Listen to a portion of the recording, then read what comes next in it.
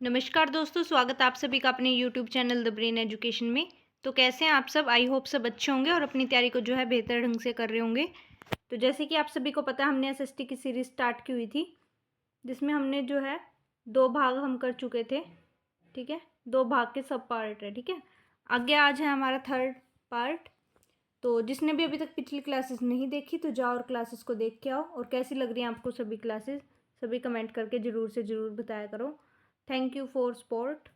तो ऐसे ही अपना सपोर्ट बनाए रखिए हमारे साथ और जुड़े रहिए। तो चलो स्टार्ट करते हैं क्वेश्चंस को। तो फर्स्ट क्वेश्चन आज का आपका, भारतीय उष्णकटिबंधीय आर्द्र पर्णपाती वन के संबंधित में निम्नलिखित में से कौन सा कथन सही है?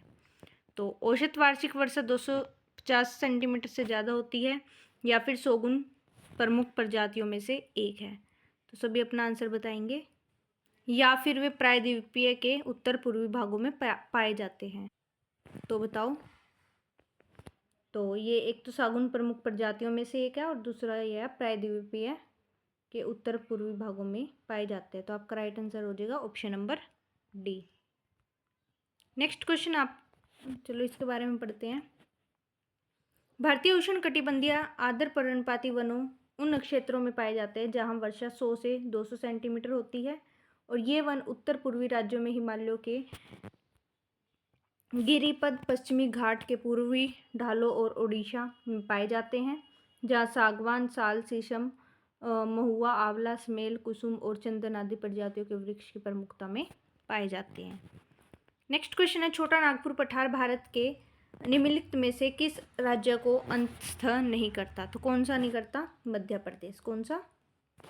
मध्य प्रदेश। तो पढ़ते हैं। छोटा नागपुर पठार मध्य उच्च भूमि का भाग है, जो पश्चिम बंगाल, झारखंड, छत्तीसगढ़, उड़ीसा और आंध्र प्रदेश के उत्तरी भागों तक फैला हुआ है। अतः इस पठार का विस्तार मध्य प्रदेश राज्यों में नहीं पाया जाता। महानंदा, सोन, स्वर्णरेखा व दामोदर इस पठार की प्रमुख नदियां हैं। सोन नदी पठार के उत्तर पश्चिम से बहकर गंगा में मिलती है। राजमहल पहाड़ियाँ इस पठार की उत्तरी सीमा बनाती हैं। इस पठार में ढाल तिरु स्कापों के रूप में पाए जाते हैं। फलस्वरूप यह अगर गंभीर पठार है। छोटा नागपुर पठार अक्रियन, ग्रेनाइट एवं नीच शिलाओं और धारवाड़ चट्टानों के खंडों से बना हुआ है। इस क्षेत्र को पाटक क्षेत्र के नाम से जाना जाता है। यह पठार खनिजों में संपन्न है, इसलिए इसे भारत का रूर कहा जाता है। छोटा नागपुर पठार की सबसे उच्चतम चोटी कौन सी है? पारसनाथ चोटी, जो 1366 मीटर है। नेक्स्ट क्वेश्चन है क्वेश्चन नंबर थर्ड। भारत का कौन सा राज्य जो है देश में कागज का तीसरा सबसे बड़ा उत्पादक है? तो कौन सा है? पश्चिम बंगाल। तो भारत का पश्चिम बंगाल राज्य देश में कागज का तीसरा सबसे बड़ा उत्पादक है, और महाराष्ट्र, आंध्र प्रदेश कागज उत्पादकों में क्रमशः अग्रणी राज्य है। भारत में कागज उद्योग का जो है सफल कारखाना 1867 में बालीगंज, कोलकाता में लगाया गया। भारत 2020 के अनुसार देश में 850 से ज़्यादा लुगदी और कागज मिले हैं। विश्व में शीर्ष कागज उत्पादन देश क्रमशः यूएसए, ब्राज़ील और चीन है। भारत कागज उत्पादक देश में 10वें स्थान पर है। ठीक है, और वर्तमान में कागज में सबसे ज़्यादा कारखाने कहाँ हैं? महाराष्ट्र राज्य में हैं। नेक्स्ट क्वेश्चन है क्वेश्चन नंबर फोर्थ। जेमू हिमनद भारत के किस राज्य में स्थित है? तो जेमू हिमनद भारत के किस राज्य में स्थित है? तो सिक्किम राज्य में स्थित है। किस में है? सिक्किम राज्य में स्थित है। तो यह जो है पूर्वी भारत का सबसे बड़ा हिमनद है।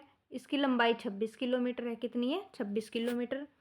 भारत में स्थित कुछ अन्य हिमनद सियाचिन, बालाटोरो, हिस्पारा, वायाफू, चोगोलुंगमा, यकारकोरम, रिमू, रूपल, पुनमहा कश्मीर, मिलाम, केदारनाथ, गंगोत्री उत्तराखंड इत्यादि हैं।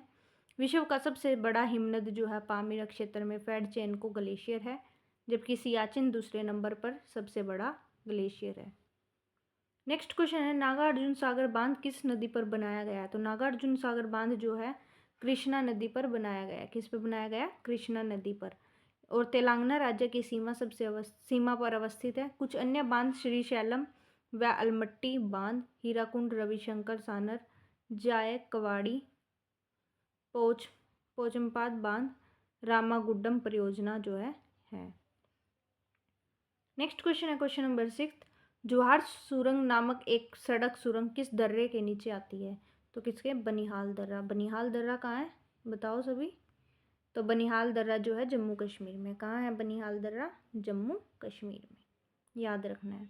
तो जवाहर सुरंग जो है नामक एक सड़क सुरंग बनिहाल दर्रे के नीचे स्थित है, जो केंद्र शासित प्रदेश जम्मू कश्मीर के पीर पांजाल श्रेणी में है, जिसकी लंबाई 2.85 किलोमीटर है।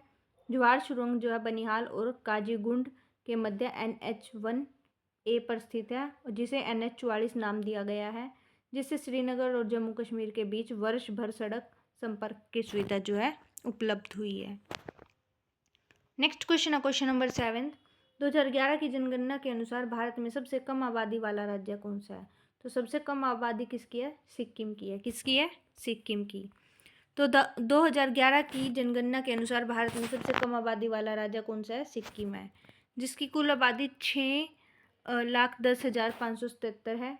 यहाँ लिंग अनुपात 890, जनघनत्व 86, ठीक है, साक्षरता 81.4 और 10 की अवृद्धि 12.89 पाई जाती है।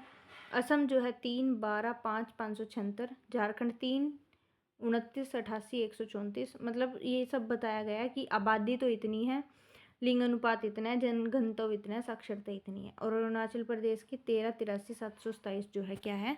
जनसंख्या है। नेक्स्ट क्वेश्चन आपका क्वेश्चन नंबर 8। जनसंख्या वितरण का असमानता का विश्लेषण विभिन्न मानदंडों द्वारा किया जा सकता है। कुछ आधार है, तो क्या आधार है उसके? तो एक तो जो है पर्यावास है, दूसरा साधारण का पैमाना और तीसरा गोलार्ध।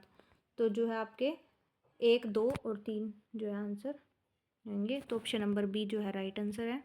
जनसंख्या के असमान वितरण के लिए पर्यायवास जनसंख्या का साधारण तथा गोलार्ध में जनसंख्या वितरण महत्वपूर्ण कारक है। जनसंख्या का समुद्र तटीय क्षेत्र और मैदानी भाग में सबसे ज़्यादा साधारण पाई जाती है। विश्व में जनसंख्या के वितरण पर भौतिक, जलवायु, स्थलाकृति, मिट्टी, खनिज आदि हैं। सामाजिक, सांस्कृतिक, राजनीतिक, आर्थिक एवं जनसांख्यिक कारकों का प्रभाव पड़ता है। विश्व की कुल जनसंख्या का 90% भाग उत्तरी गोलार्ध में एवं 10% जो है दक्षिणी गोलार्ध में निवास करता है। विश्व की लगभग 50% जनसंख्या 5% से भी कम भूभाग पर निवास करती है। नेक्स्ट क्वेश्चन है क्वेश्चन नंबर 9। भारत में दूसरा सबसे महत्वपूर्ण प्रधान भोजन कौन सा है? तो कौन सा है? गेहूँ। तो दूसरा सबसे महत्वपूर्ण कौन सा है? गेहूँ। भारत में दूसरा सबसे महत्वपूर्ण प्रधान भोजन गेहूँ है और मुख्य आहार में चावल और गेहूँ शामिल किया जाता है।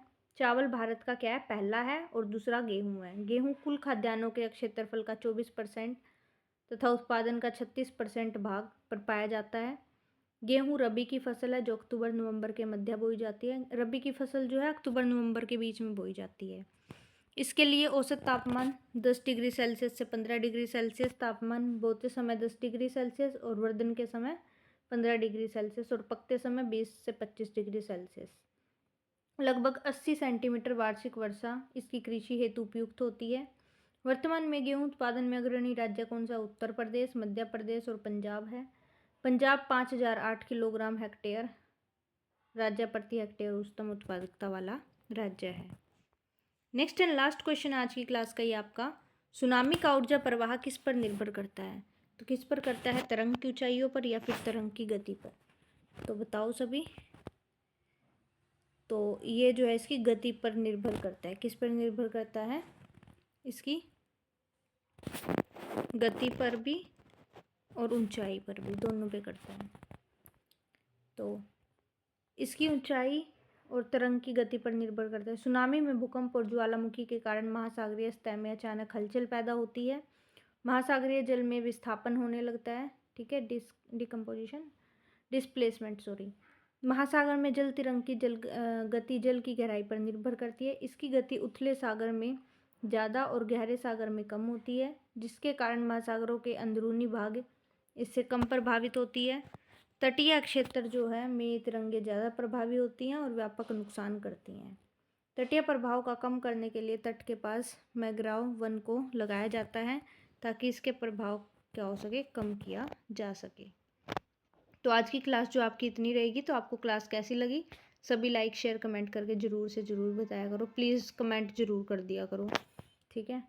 कोई भी डाउट हो या किसी भी चीज़ के लिए तो अपना जो है कमेंट बॉक्स में कमेंट ज़रूर से ज़रूर कर दिया करो, हम पढ़ के जो आपका रिप्लाई ज़रूर करेंगे। Thank you to all.